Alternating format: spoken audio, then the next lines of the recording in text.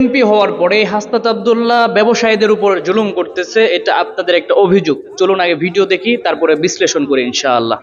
হচ্ছে দোকানগুলা জরিমানা করো, আপনি কেন বুঝতেছেন এখন? আপনি বলে দিলে না বাকাবু, আপনি কেন এটা ওনা যদি বলে ওনার উপর দুর্নীতি আসবে। আমি যদি বলি আপনি চুপ থাকেন। আমি যদি বলি দেখেন, আমি একটা কথা বলি আপনাদেরকে।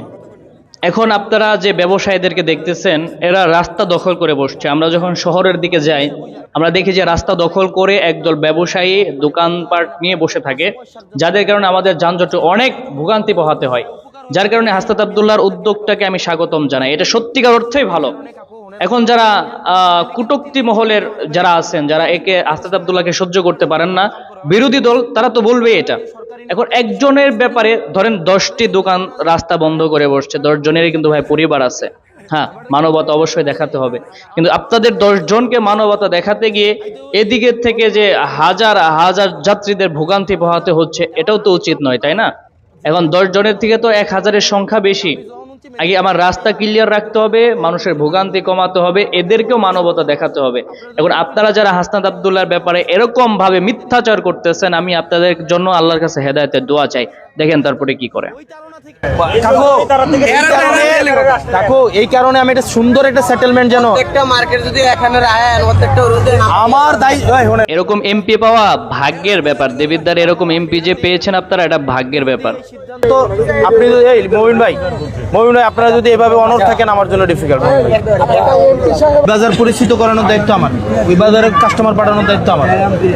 কাকু শুনেন না, আপনারা এখানে যত ফুটপাতের দোকান আছে, যা আছে সব চলে যাবে হচ্ছে জেলা পরিষদের মার্কেটে। যদি আপনারা না যান, তাও সিদ্ধান্ত আপনারা থাকতে পারে। আসলে মানুষ দেখেন, যখন একজন মানুষ আল্লাহ তাকে উপরে ওঠায়, তাকে মানুষ কখনো গীবত করে, শেখায়াত করে, মিথ্যা বলে নিচে নামাতে পারে না। এই কথাটা মাথায় ঢুকিয়ে রাখবেন আপনারা।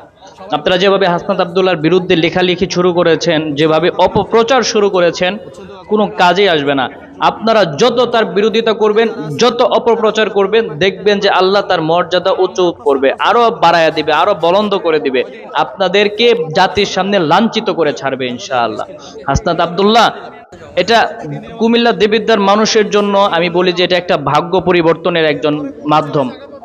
এই হাসনাত আব্দুল্লাহ কুমিল্লা দেবিদ্দারের মানুষ একজন ওমরের মতো এমপি পেয়েছেন।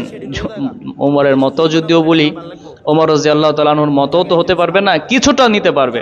তারপরেও কুমিল্লা দেবিদ্দারের মানুষ যে ব্যক্তিকে পেয়েছে, যদি ধরে রাখতে পারে, কুমিল্লা দেবিদ্দারের মানুষ হাসনাত আব্দুল্লাহকে পেয়ে স্বর্ণের সমাজ গড়তে পারবে ইনশাআল্লাহ।